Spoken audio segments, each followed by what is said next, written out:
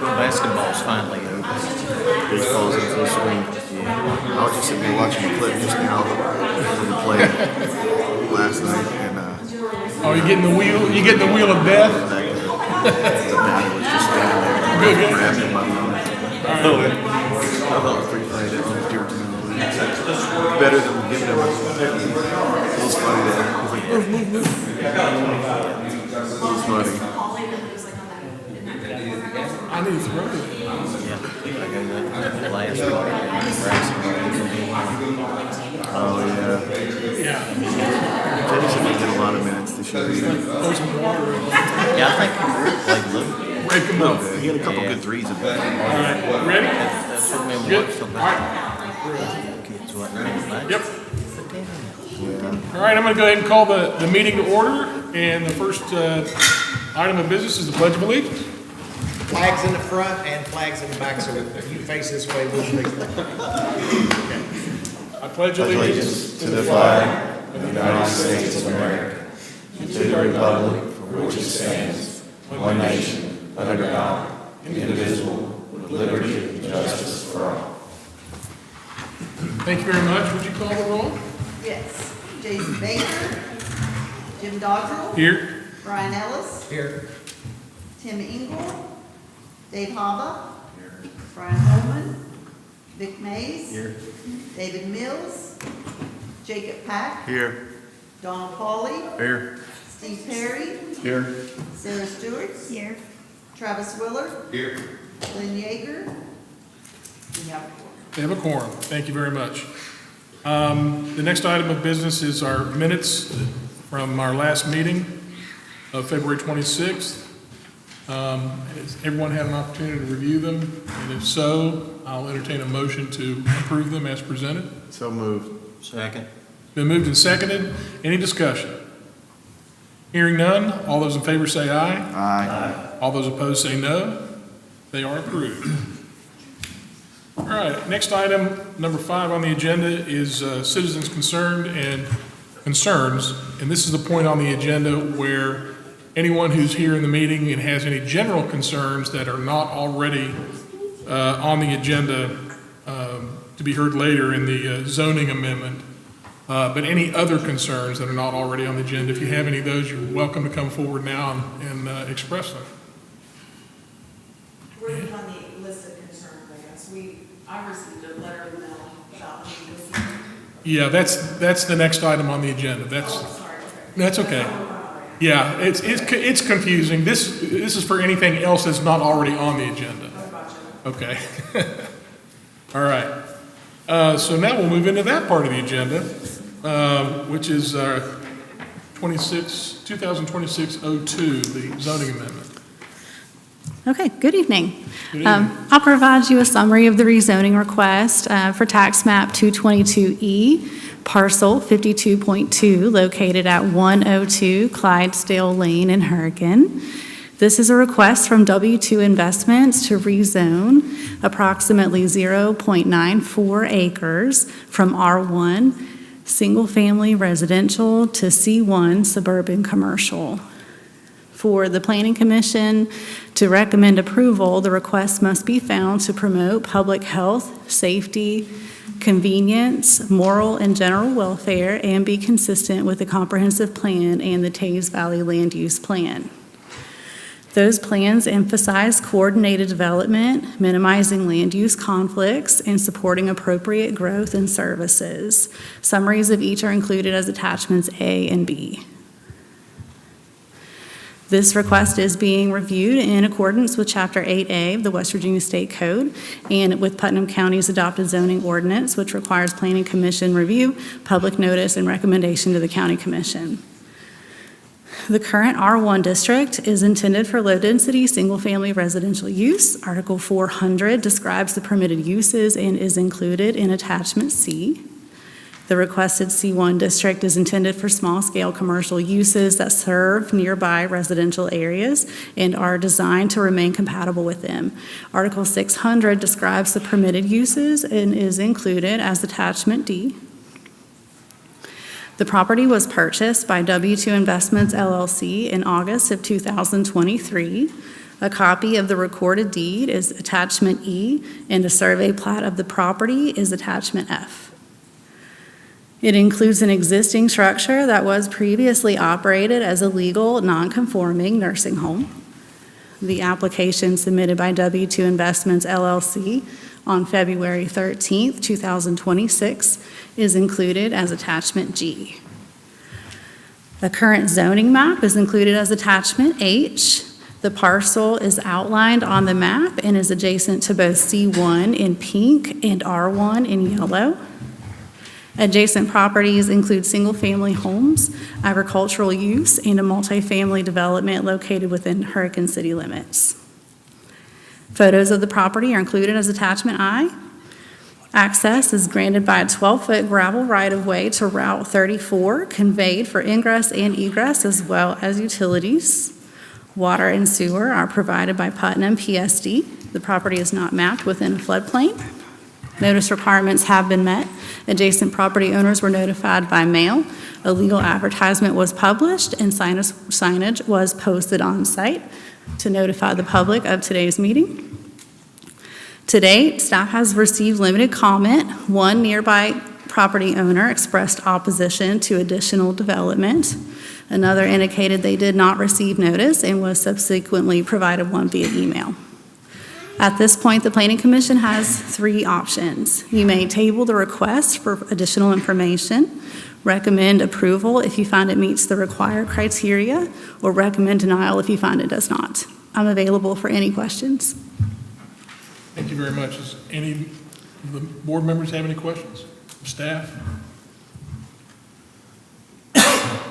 Hearing none, thank you very much. Appreciate it. Now is the time to open the public hearing, which I'll do so at this time. And in opening the public hearing, I'll ask for any members of the Planning Commission to disclose any conflicts.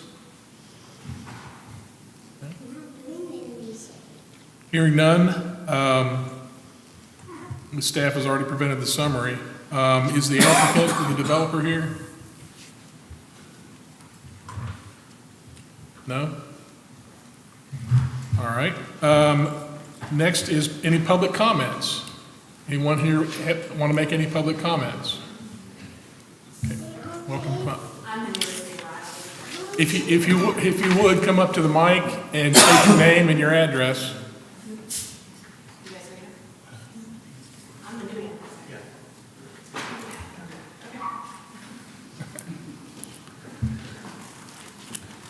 How are you?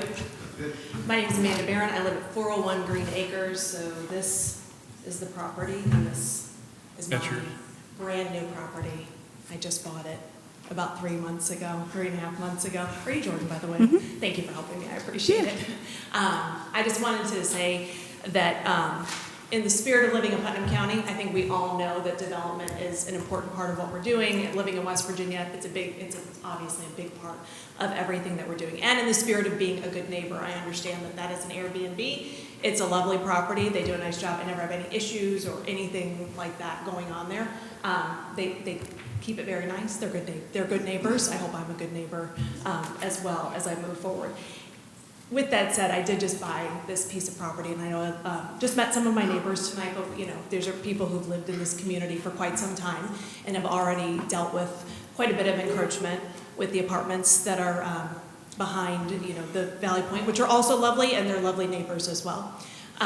With that said, it creates some new challenges and some vulnerabilities for our properties to continue to have commercial development in that capacity right in our backyards. Obviously, property values will go down, and that's a chance you take when you live in an area in which we live, but it's also, there are people who've lived in that community for quite some time. Remove me from this situation. There's people who've lived there for some time, elderly folks who have a little trouble getting around, and they're already dealing with some concerns as a result of the changes in the property. I know some Airbnb owners, and I know that it doesn't necessarily have to be a commercial property to be a successful Airbnb property. And like I said, I don't have any assurances that my property value won't change, and it could create just other vulnerabilities that I would prefer not to deal with, just on a personal level. But I do understand being a good neighbor. I understand the spirit of the situation. I do have a question. Am I allowed to ask a question? Sure. While I'm up here? Is that particular area, I know it was grandfathered in, is that technically in city limits? Because I know that the apartments are city limits. No. Okay, but so the house is not. That particular location has enjoyed working as a commercial location.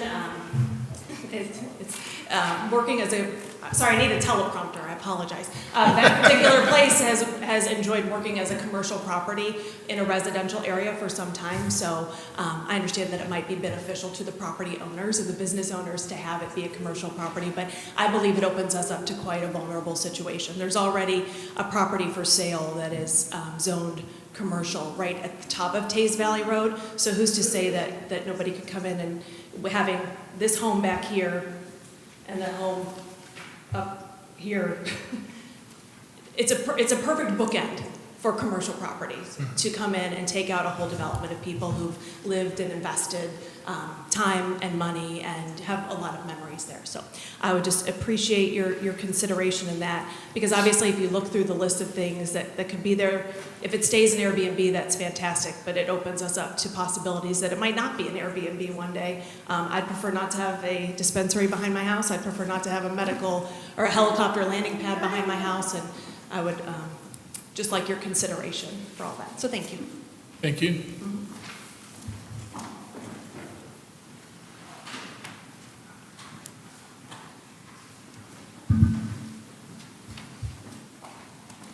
Hello, good evening. Julie Walker.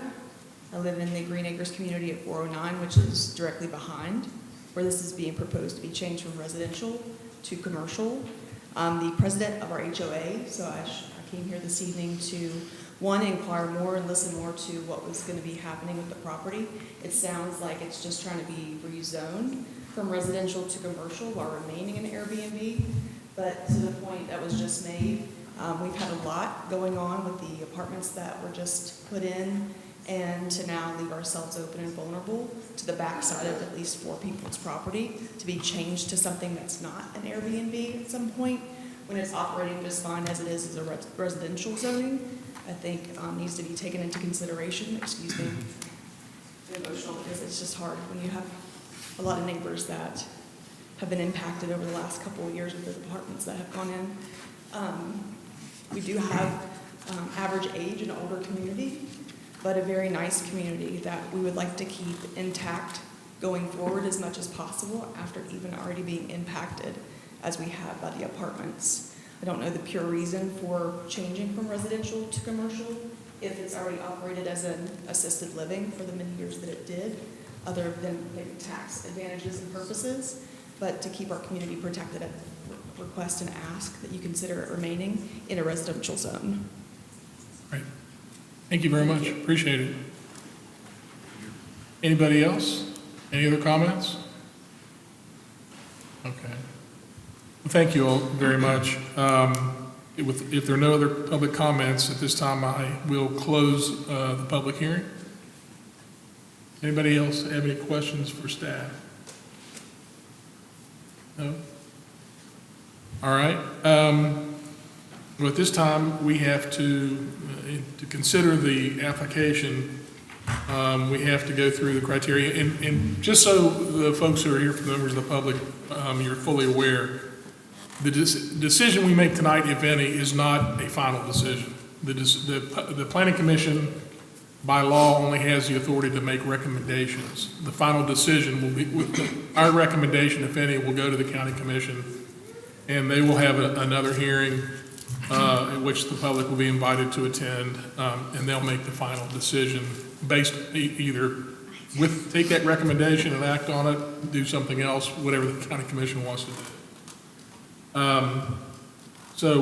If there's nothing further, then we have to go through our fact sheet here.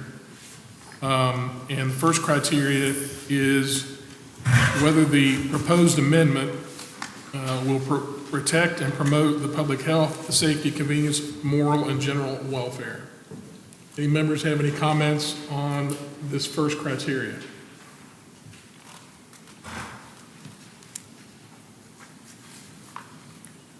It's operated now. We don't know what could be there going forward. Right, it's my understanding that, and David, correct me if I'm wrong, that the business that was in there before, the assisted living facility, was in there before the area was zoned, and so was therefore grandfathered. The bed and breakfast or whatever is in there now is non-conforming now. They're out of compliance. They're in violation. This would enable them, if the application is approved, enable them to become in compliance. I would say then, under that circumstance, that number one would be a yes, because it's already adjoining many commercial properties, and the property has historically had a commercial use. Anyone else? I've just got just some clarification, I apologize. So, from an access standpoint, does it meet access requirements for commercial? It looks like it's going, there is a right of way there, it's going through that residential lot, right? And I know there's a survey right of way, but does it meet the requirements to be? Talking about Clydesdale Lane, Yes. does that mean, I don't believe Clydesdale Lane actually meets commercial standard as far as if it was another business or housing. I think it's the key to that. What's the right of way on that? I think it's What's the width of the right of way? It's 12 feet. 12 feet. what's the required width for commercial? 60. 60?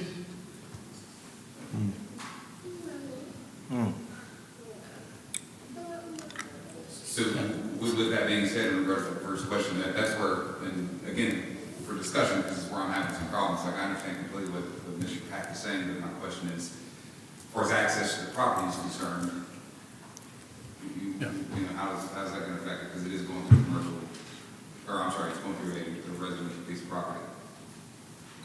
I mean, if there was access somewhere else.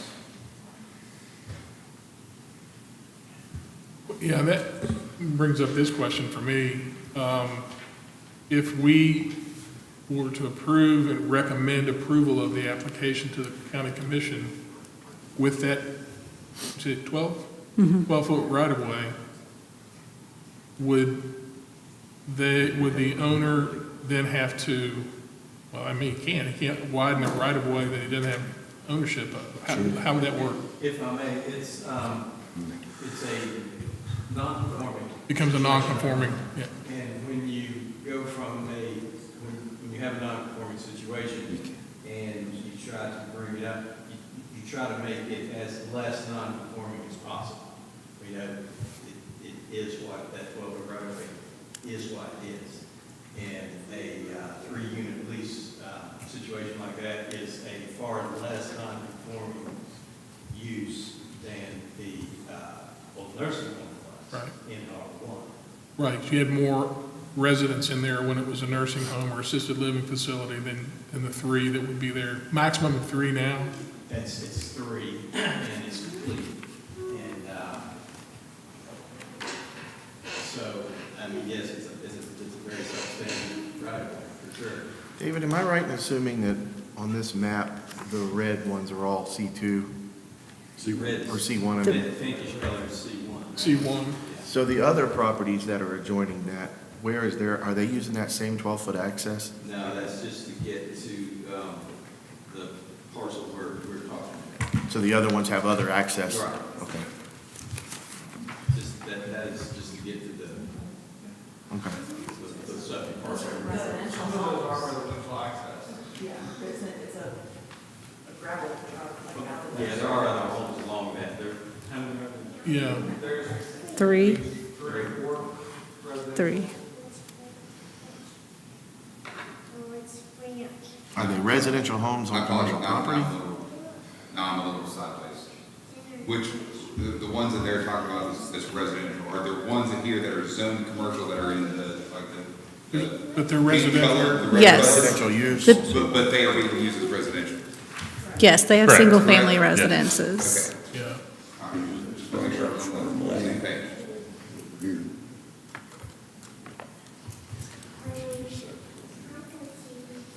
Yeah, it looks like you've got two, I guess, for lack of roads. You've got Clydesdale Lane, and then running parallel to that is Dunlap Farms Lane. Is that the gravel?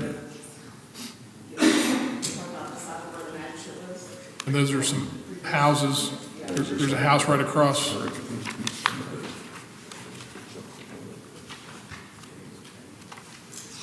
And that Gill's Automotive, is that still there? Still there.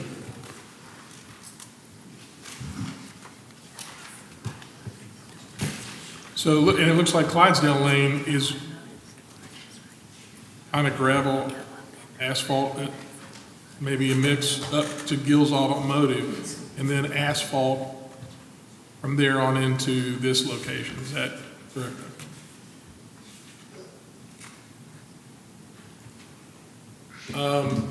So one of the points that was made, David, if this were approved and then later on, once it's already C1 and some other business were to go in there later on, that was, what would happen if they were applying to, or trying to bring in a more non-conforming use? In other words, this is 3 places, but maybe somebody wanted to bring in some other commercial operation. When the property is rezoned to C1, if that were to pass, there are a list of permitted uses that then it could be used for in the C1 district. And that is included in your packet as attachment D. I think what he was asking, are we creating more of a problem in the future? Because if it does get rezoned as commercial, then those permitted uses can be used there, but now we're dealing with a substandard right of way For a larger the other business. uses. You see what I'm saying? Are we just creating more problems? I understand trying to get to a closer, I forget David's words, Less of a non-complying use. less of a non-compliance. Our senior planner, say a word. Okay. Okay, so, a couple of things. The site may continue to act as it currently exists once their permitting is finished. They're in the process to get their permit. Is it an Airbnb now? Yes, it's That's like what it is. 3 units. It's already been converted. The decision has already been made, regardless of the zoning, that that is a permittable change. So that's going to happen, but they're in the process of engineering at that point. So you're asking the question about should it go to commercial or should it stay as residential? If it does go to C1, then those lists of permitted uses do come into play. But that's just like the first step when you review a site plan. Yes, the use is possible, but then there's a whole host of items you have to review to see if it meets the requirements. When you have a site that's legal non-conforming, grandfathered, then the standard is to bring it into conformity as much as possible. But if you're taking something, I'll just use a wild example, a restaurant, okay, instead of a residential unit. Well, bringing something into conformity as much as possible from a road from here to there, you have to be able to pass. So that would be something that they would have to work through. And if they can't make it fit, then they would have to go and talk to the Board of Zoning Appeals about a variance for something of that degree. That's not something that's that fit in-house, just decidable, that's not accessible. You said something I want to, it piqued my interest. I guess they kind of got the cart before the horse. But now they've applied for their permits as the property is currently zoned. It's R1. And so if that's done and it's not changed, it would be a permitted non-conforming use of the property as it's currently zoned? It's still going to be a legal non-conforming use because Right. it's multi-tenant in a single-family residential zone. Right. But the use was found to be like a neutral change. Right. Or a less impactful change. Less impactful, Than yeah. what has been operating for an extended period of time. And these are 3 individual family units. Yeah. You're not going to feel an impact nursing home to 3 living quarters. So that they are in the process of getting their site plan and everything put together for the permit. So what you're saying too is if in the future they decided to change and make it a Dollar General, that site plan might not be permitted, even though it's a permitted use in a commercial district, if the road right-of-way is not Right, there's addressed. a list of things to Doesn't use, meet all it's the just the criteria. first consideration you have. And then you go through a plethora of different considerations, and you have to be able to safely ingress and egress the Okay. site. And there's a standard for that. Gotcha. Maybe I'm missing something, sorry, go ahead. No, you do. So if they're going to be permitted for their current use, what's the urge to go to C1? Maybe I missed that at the beginning. Yeah. It was their choice, they requested it by choice. Okay, because I know they don't have to disclose, specific reasons, but I was just curious if anyone knew the reason for that, because if it's going to be permitted for this, it's less impactful, then I'm just kind of curious as to what the desire is to go to It's C1. just desire to rezone from the very beginning. And this other application that they're working through is likely to be approved without going through the BZA? Yes. Okay. It's normally not the time for you, but go ahead. Yeah, come on up. Thank you. Just things come to mind as you hear people talk about certain situations. Your chance for during the public hearing, but we'll go ahead. It's all right. So upon purchase of the property, I spoke with the person who bought the property, and they wanted to flip the property or have their kids live in the property with the initial intended usage. So we were excited, my husband and I talked to them about doing this at the property. I've lived there since 2014. There have been ever 3 cars at that assisted living home at any given time. It was never overcrowded. Whereas today, there'll be 10 vehicles possibly, boats, RVs, different water activities in that area. So while there might not be assisted living people, older people living there, there are definitely more activity, more people, more vehicles, floodlights that go off, So I do want to add that to how it's being used today. I can respect and appreciate property investment and getting a return. But I'm afraid, again, to allow this to be zoned C1, knowing what we've already dealt with. If they're using it today as they're going to intend to use with already the additional traffic and disruption, to then now say let's zone it C1, to maybe now they sell it off to somebody who's then going to have another hearing to then use it for a different purpose. Now we're just walking down, for us, not a very residential and piece of living type of situation. So I just wanted to add that in as well. Great, thank you. Thank you.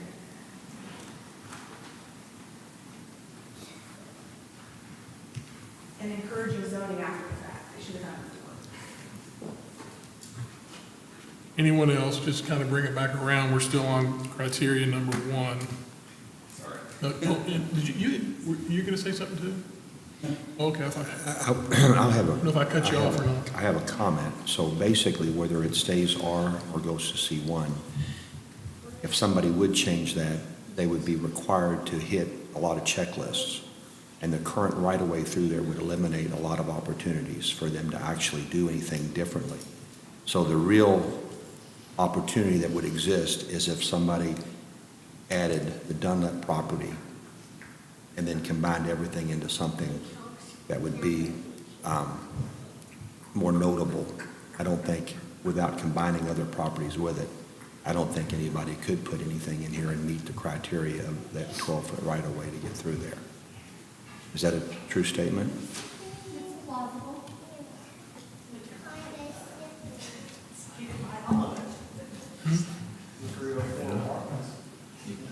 But if it stays R1, everything else being equal, then their permits, they're going to be approved, they're going to be able to put the 3-unit B&B in there. But it would stay R1, and that would limit, if not eliminate, their ability that they would have in C1 to do anything else. Yeah, I mean, it would be residential.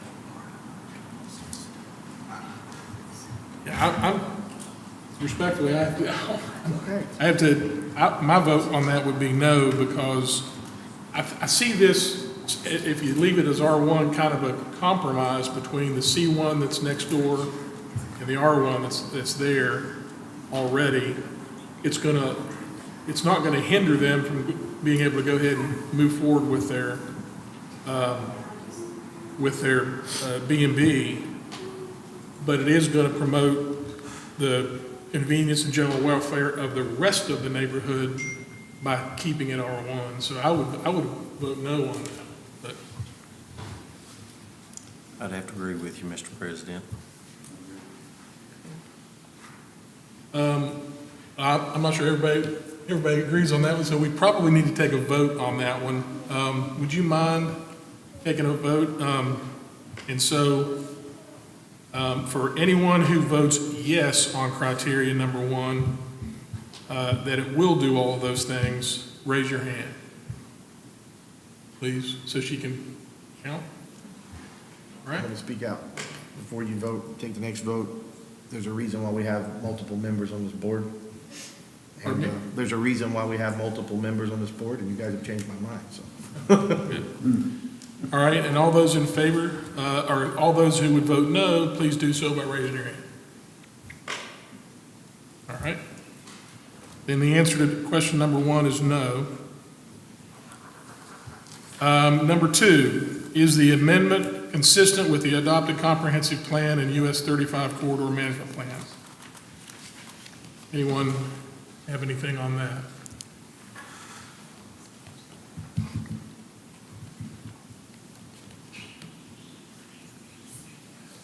Yeah, I would suggest that the criteria for the US 35 corridor management plan are very similar. You still have to find that it would promote the public's health, safety, convenience, and moral and general welfare. And for the reasons that I mentioned earlier, I don't think it would. I think the plans were put in place so that you can develop properly with proper right-of-ways. Yeah. And I think there could come a time down the road, who knows, when conditions may change.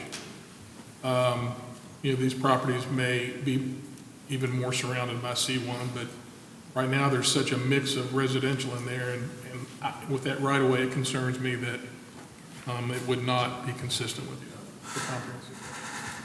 That's just me. Anyone, you want to take a vote on this one too? Let's do that. All those who would say yes to question number 2, say aye. All those who would say no, say no.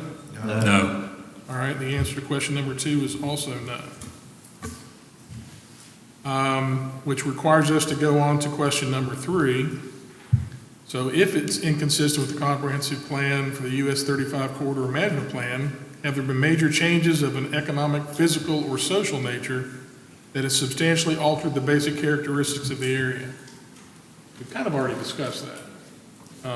Physical nature of the accident. Pardon me? Physical nature of the accident. Yeah. And the mix. Again, I have to kind of go back to this, it's kind of a transition area between the two. But the way I see it, it would be easier for the development office to kind of keep it, control it, leave it at R1. I mean, he's going to be able to go ahead with his plan, so, rather than going to C1. So let's go ahead and take a vote on that one too. Number 3, anyone who feels that that criteria is yes, say aye. All those who say no, say no. No. All right. Then, since if at least one answer is checked as no, and we got 3, I didn't realize I had to go through all of those. I apologize. This is only my second meeting as president. Then the rezoning may not be recommended for approval. So we will not be recommending this application for approval to the county commission. All right. Okay, that's all that's on the agenda. The next scheduled meeting is April 23rd. Can we get a motion? Pardon me? We have an original motion for the recommendation. Oh, okay. I'll make that motion. I'll second. Been moved and seconded that we not recommend the rezoning application for approval of county commission. Any further discussion? Okay, all those in favor say aye. Aye. Those opposed? Say no. Okay, motion carries. Our next meeting is April the 23rd at 6 o'clock, and I need to see, I think I may be in Washington that day. I'm gonna look real quick here. You might be on that one. Are you just saying that because I'm closest to you? This was the only open seat, so I don't think that. Well, I'll let you know. I'm supposed to be over on Capitol Hill that week, but we'll see. Is there any for unfinished business? Nope. All right, any new business? Anything for the good of the order? If not, somebody make a motion to adjourn? Second. All right, we're